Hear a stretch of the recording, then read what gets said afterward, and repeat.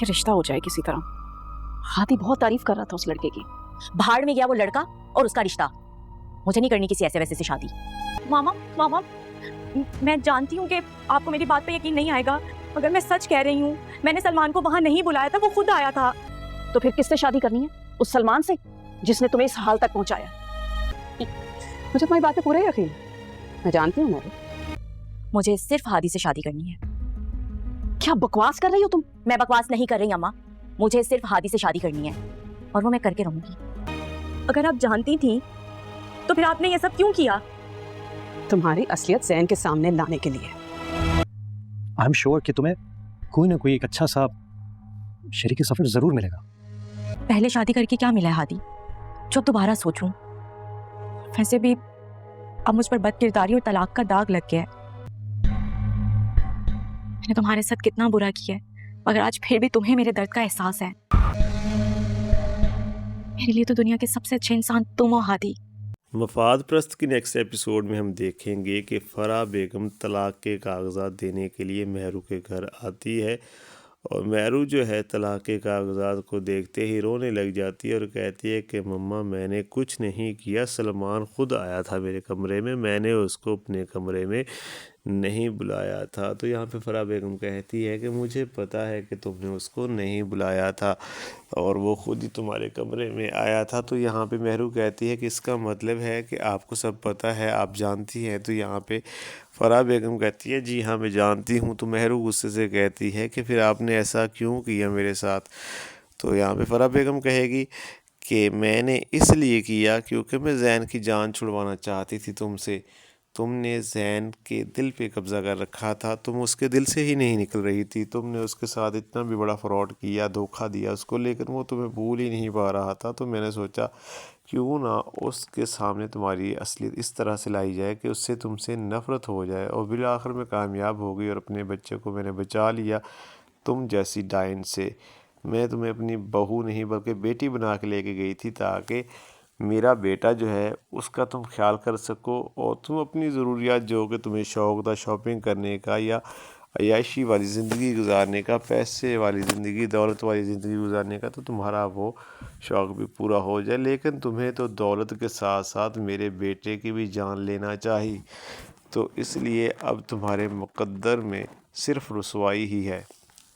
तो यहाँ पे जो महरू है वो परेशान हो जाती है और फराह बेगम जो है वो अपने घर चली जाती है और ये सारी बातें जो है वो आलिया सुन लेती है और महरू से कहती है कि महरू तुमने इतनी गलतियाँ की, बार बार तुम्हें मौका मिला लेकिन तुमने जो है हर बार दोबारा से गलती की और तुमने इतना तंग किया फराह को कि आखिरकार वो भी तुम्हारी तरह सोचने लगी और उसने ज़ैन को तुम्हारी हकीकत दिखा दी और ज़ैन तुम्हें तलाक दे दी। तुम्हें ऐसा नहीं करना चाहिए था। तो यहाँ पे महरू कहती है कि मम्मा मुझे ज़्यादा बातें ना सुनाएं, जो उन्होंने करना था उन्होंने कर लिया, अब मैं जो कर सकती हूँ मैं करूँगी। तो यहाँ पे जो आलिया होती है वो खामोश हो जाती है। दूसरी तरफ जो ज़ैन है, ज़ैन की वालदा और ज़ारा जो है वो आते हैं इनके घर, आलिया के घर, और आकर यहाँ पे जो है वो मुनीर साहब के बारे में बातचीत कर रहे होते हैं और यहीं पे महरू के बारे में भी बात चलती है।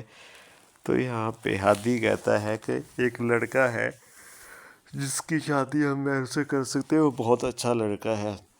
तो आलिया जो है ये बात फिर महरू से करती है बाद में। तो महरू कहती है कि मैंने किसी से शादी नहीं करनी।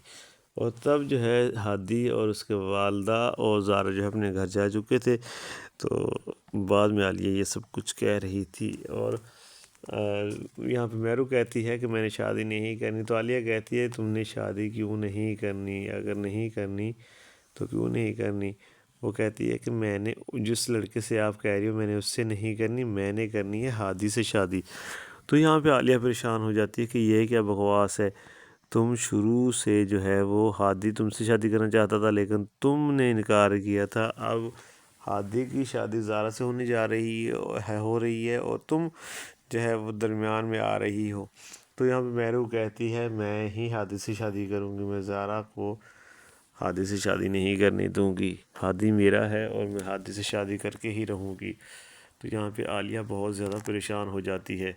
دوسری طرف جو سلمان ہے بہت زیادہ خوش فہمی کا شکار ہوتا ہے، اسے ایسا لگ رہا ہے کہ جو فرح بیگم ہے وہ اب بہت بڑا سرپرائز اس کو دینے والی ہے، یعنی کہ اس کو ایسا لگ رہا ہوتا ہے کہ کسی دوسری کنٹری میں بزنس جو ہے وہ مجھے دیں گی، تو وہ بہت زیادہ ہوا میں اڑ رہا ہوتا ہے، لیکن اس کو نہیں پتہ کہ فرح بیگم نے اس کے لیے بھی اس کا بندوبست بھی کر رکھا ہے، جیسا مہرو کے ساتھ ہوا ہے ویسا ہی سلمان کے ساتھ ہونے والا ہے، کیونکہ اسی نے تو شروعات کی تھی مہرو کے ساتھ مل کر اس گھر کو اجاڑنے کے لیے، تو اس کو نہیں پتہ ہوتا۔ بہرحال آنے والی جو ایپیسوڈز ہیں اس کے اندر ہم دیکھیں گے کہ جو سلمان ہے اس کو بھی اس کے کرموں کا صلہ مل جائے گا، یعنی کہ جو کچھ اس نے کیا مہرو کے ساتھ مل کے اس کا پھل اس کو ملنے والا ہے۔ اس کو کوئی پراپرٹی، کوئی دولت، کوئی بزنس نہیں ملنے والا، بلکہ اس کو اس کی سزا ملے گی، جو اس نے کیا اسی کی سزا، اور فرح بیگم اس کو ایسی سزا دے گی کہ وہ ساری زندگی یاد رکھے گا۔ دوسری طرف دوستوں ہم دیکھیں گے کہ جو مہرو ہے وہ ہادی کے گھر چلی جاتی ہے، اور وہاں پر جا کے وہ ہادی سے کہہ رہی ہوتی ہے کہ ہادی میں بہت اکیلی رہ گئی ہوں، تو ہادی کہتا ہے تم ٹینشن نہ لو، تمہارے لیے میں نے ایک اچھا سا لڑکا ڈھونڈ لیا ہے، لیکن یہاں پہ مہرو کہتی ہے کہ مجھے کوئی نہیں چاہیے، میں تو طلاق یافتہ ہوں، کوئی مجھ سے شادی کیوں کرے گا؟ اور ہادی کہتا ہے کہ تمہیں بہت اچھا لڑکا مل جائے گا، بہت سلجھا ہوا، بہت سمجھدار۔ تو مہرو جو ہے وہ ہادی کا ہاتھ پکڑ لیتی ہے اور کہتی ہے کہ تم ہی وہ لڑکی ہو، جس طرح کی تم باتیں کر رہے ہو ویسے لڑکے صرف تم ہی ہو، اور میں تم سے ہی شادی کرنا چاہتی ہوں، اور اس کے ہاتھ جو ہے مضبوطی سے پکڑ لیتی ہے مہرو۔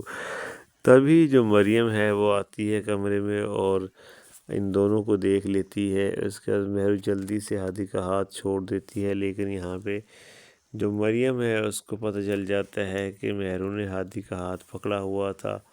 اس کے بعد وہ جا کے زارا کو بتا دیتی ہے کہ زارا اس طرح سے جو ہے مہرو کر رہی ہے ہادی کے ساتھ، اور وہ ہادی کو دوبارہ سے اپنے قریب کرنے کی کوشش کر رہی ہے، تم ہادی کو سمجھاؤ۔ تو زارا یہاں پہ ہادی کے پاس آتی ہے، جب مہرو چلی جاتی ہے تو ہادی کے پاس زارا آتی ہے اور ہادی کو کہتی ہے کہ مہرو کی وجہ سے ہی ہم اتنا ذلیل ہوئے، اور اس نے ہماری شادی میں کس کس طرح کی رکاوٹیں ڈالی ہیں، اب وہ دوبارہ تمہارے پاس آئی ہے اور دوبارہ سے آ کر تم سے ایسی ہی باتیں کرنے لگ گئی ہے، تو تم اس کے بہکاوے میں مت آ جانا، ایسا نہ ہو کہ اپنی زندگی بھی خراب کرو اور میری بھی۔ تو یہاں پہ ہادی کہتا ہے کہ زارا تم ایسا مت سوچو، میں کبھی بھی ایسا نہیں کرنے والا۔ بہرحال اس وقت اس کو ضرورت ہے کسی سہارے کی، تو یہاں پہ زارا کہتی ہے اس کو سہارے کی نہیں، اسے دولت، شہرت اور پیسے کی ضرورت ہے۔ تو ہادی کہتا ہے ایسا نہیں ہے، اس کا والد جو ہے وہ فوت ہو گیا ہے، تو اس کو دکھ ہے، تکلیف ہے، تو وہ بیچاری ایک سہارا ڈھونڈ رہی ہے اور کوئی بات نہیں۔ تو یہاں پہ زارا کہتی ہے کہ ہادی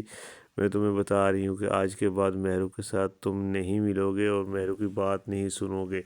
تو یہاں پہ ہادی ہنسنے لگ جاتا ہے اور کہتا ہے کہ ٹھیک ہے جو تمہارا حکم۔ اور دوستو نیکسٹ ایپیسوڈ جو ہے اس کے اندر ہم یہی کچھ دیکھیں گے، اس سے نیکسٹ والی جو ایپیسوڈ ہے وہ لاسٹ ایپیسوڈ ہونے والی ہے، یعنی کہ یہ جو ایپیسوڈ آنے والی ہے اس کے اندر جو کچھ ہوگا یہ سیکنڈ لاسٹ ایپیسوڈ ہوگی، اس سے آگے والی جو ایپیسوڈ ہے وہ لاسٹ ایپیسوڈ ہوگی، اور یہ ڈرامہ جو ہے اپنے اختتام کو پہنچ جائے گا۔ مہرو کا کیا بنے گا دیکھتے ہیں، کیونکہ وہ اب ہادی کے پیچھے لگی ہوئی ہے، تو ابھی کوئی پتہ نہیں کہ کیا بنتا ہے اس کا، کیا وہ ہادی سے شادی کر لیتی ہے یا تنہا رہ جاتی ہے۔ اور دوسری طرف زین اور فرح بیگم جو ہے وہ اس ملک کو چھوڑ کے جا رہے ہیں امریکہ۔ تو آنے والی ایپیسوڈ بہت ہی زبردست ہونے والی ہے، آپ نے دیکھنا ہے اس کو اور مس نہیں کرنا۔ باقی اگر آپ کوئی رائے دینا چاہتے ہیں تو کمنٹ باکس اوپن ہے، آپ کمنٹ کر سکتے ہیں، اپنی رائے کا اظہار کر سکتے ہیں، ڈرامے کے بارے میں کوئی بات چیت کرنی ہے تو وہ بھی کر سکتے ہیں۔ اگر چینل پہ پہلی بار آئے ہیں تو چینل کو سبسکرائب کر کے نوٹیفیکیشن بیل کو آن کر دیں تاکہ آنے والی ویڈیوز کا نوٹیفیکیشن آپ کو ملتا رہے۔ دوستو اپنا بہت سارا خیال رکھیے گا جی، اللہ حافظ۔